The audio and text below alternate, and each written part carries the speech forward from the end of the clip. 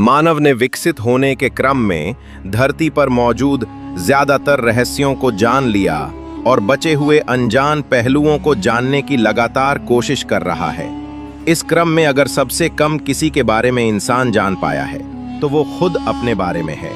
इसलिए इंसान के विकसित होने को लेकर लगातार शोध व अध्ययन चलते रहे हैं। एक शोध से पता चला है कि आधुनिक मनुष्य के दिमाग का विकास करीब 17 लाख साल पहले पूर्वी अफ्रीका में होना शुरू हो गया था। उस दौर में अफ्रीका में रहने वाले आदिमानवों ने पत्थर को औजार के तौर पर इस्तेमाल करना शुरू कर दिया था। मनुष्य की उत्पत्ति का सिद्धांत हर धर्म में अलग अलग है। मनुष्य की उत्पत्ति कब हुई, कैसे हुई और क्या मनुष्य बंदरों का विकसित रूप है? ऐसे कई सवाल मन में उठते हैं जिसका जवाब विज्ञान अपने तरीके से देता है और धर्म अपने तरीके से। यहाँ प्रस्तुत है हिंदू धर्मानुसार मनुष्य की उत्पत्ति का सिद्धांत। हिंदू धर्म अनुसार मानव किसी भी प्रकार के बंदर का विकसित रूप नहीं है।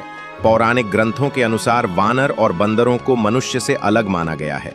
मानव की पहले लंबाई, आयु और उसका रूप भिन्न था, लेकिन फिर भी मानव जैसा प्राचीन काल में दिखता था वैसा ही आज भी है। बस उसके शरीर पर से बालों की मात्रा कम हो गई। जिस तरह वानरों या बंदरों की कई प्रजातियां होती है, उसी तरह मानव की भी कई प्रजातियां थीं और आज भी उनमें से कुछ विद्यमान है। दोस्तों, पूरी गैलेक्सी का एक रहस्य है। ये इंसान आज जो इतनी तरक्की अपनी बुद्धि क्षमता से कर पा रहा है, ये खरबों करोड़ों सालों का विकास है।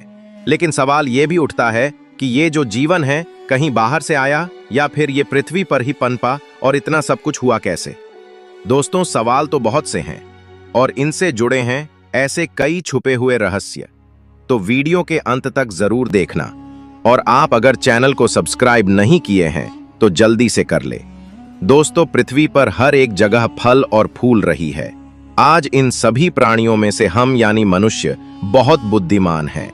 ये इससे पता चलता है कि जब इस समय कोई भी प्राणी जो अभी भोजन के लिए संघर्ष कर रहा होगा, वहीं हम इंसान आज मंगल पर रहने का सपना देख रहे हैं। वैज्ञानिक का मानना है कि पृथ्वी पर जीवन की शुरुआत होना महज एक घटना थी जो कि 4 अरब साल पहले घटी थी। हमने इतने सालों में इतना विकास कैसे किया? चलिए आपको समझाते हैं। इंसान जो आज इतने अस्वीकार कर रहा है, आज हमारे पास सब कुछ है, लेकिन हमारे जीवन का विकास काफी रोमांच और कठिनाइयों से भरा रहा है।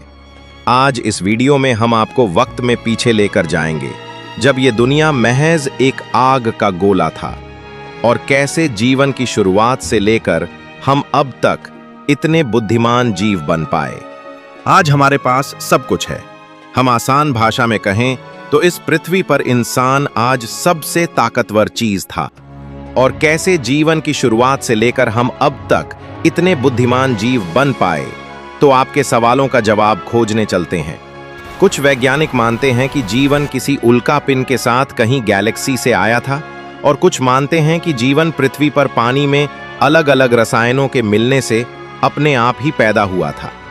लेकिन थ्योरीज की माने तो इस जीवन के बीज ने पृथ्वी के पानी में सिंगल सेल के रूप में जन्म लिया था और हमारी माइथोलॉजी के अनुसार सबसे पहला बीज पानी में ही हुआ था। ये सिंगल सेल ही हमारा पूर्वज है और उस समय पृथ्वी पर जीवन का सबसे पहला बीज, इस सेल में डीएनए के रूप में कोडर जानकारियां थीं। इस सेल में जीन्स इस जानकारी को बाहर भेज सकते थे। लगभग 50 लाख साल तक जीवन इन्हीं सेल्स में बना रहा।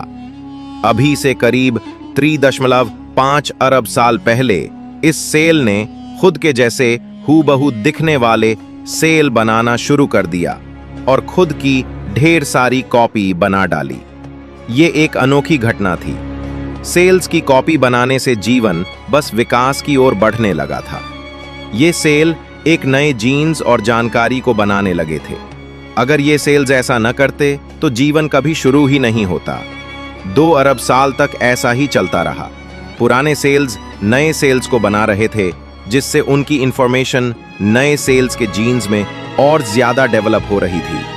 फिर एक बार एक घटना घटी जब सेल्स ने आपस में जुड़कर एक नए सेल्स का निर्माण करना शुरू कर दिया, जिससे उन दोनों के जीन्स की इंफॉर्मेशन कंबाइंड होकर अपने ही जैसे परफेक्ट सेल्स बनाने लगे।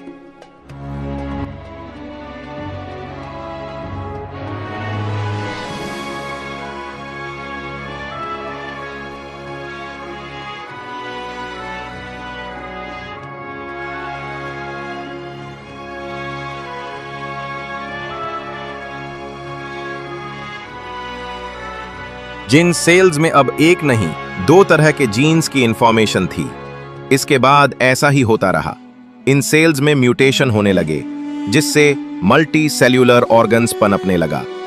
जीवन धीरे धीरे डेवलप होता गया।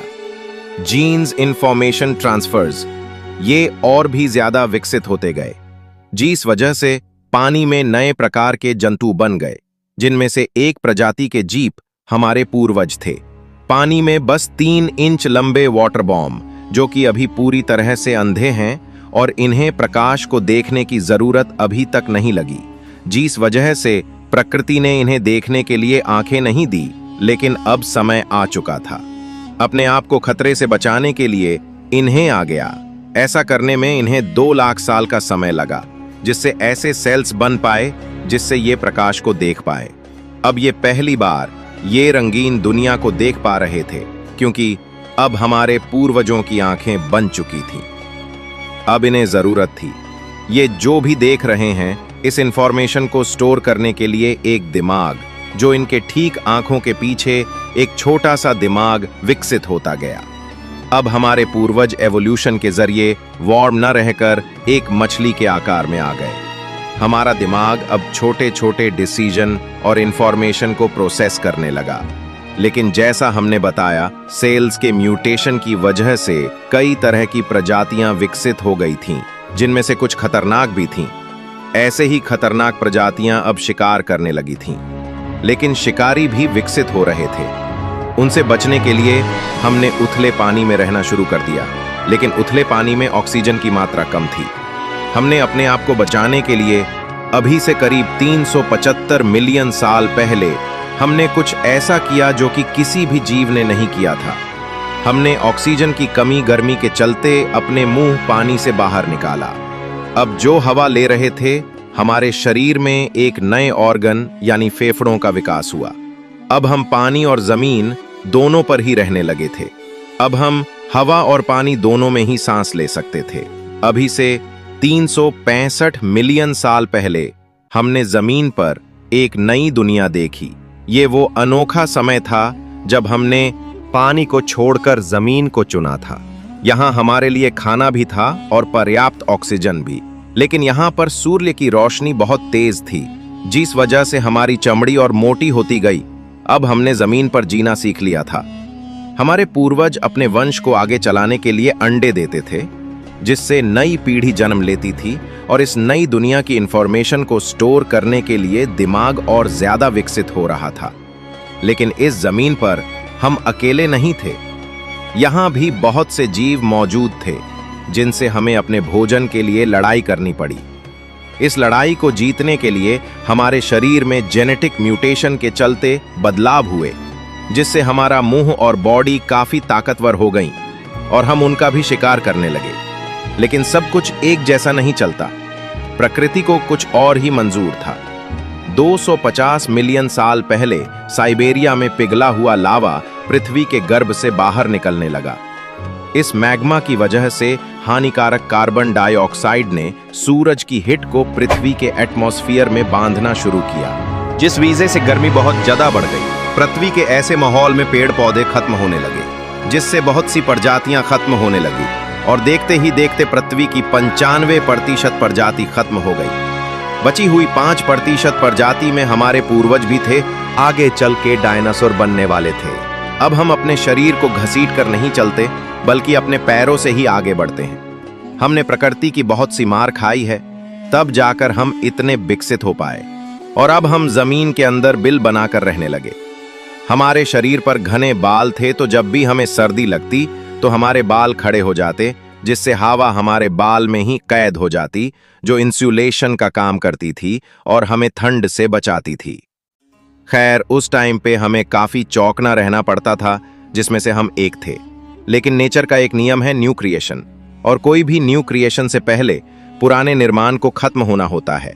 इस महाप्रलय ने हमें इवॉल्व होने का मौका दिया। इस प्रलय में छोटे छोटे कीड़े जैसे कॉकरोच आदि सरवाइव कर गए। अब हम जिंदा रहने के लिए केवल यही खाते थे। उस समय हमारा साइज 6 इंच का था। धीरे धीरे पृथ्वी की परिस्थितियां फिर से बदलने लगे। दोस्तों, ऐसे ही हमारा एवोल्यूशन होता रहा और आज हम लोग विकास की ओर बढ़ते रहे। दोस्तों, वीडियो अच्छी लगी हो तो लाइक जरूर कर देना।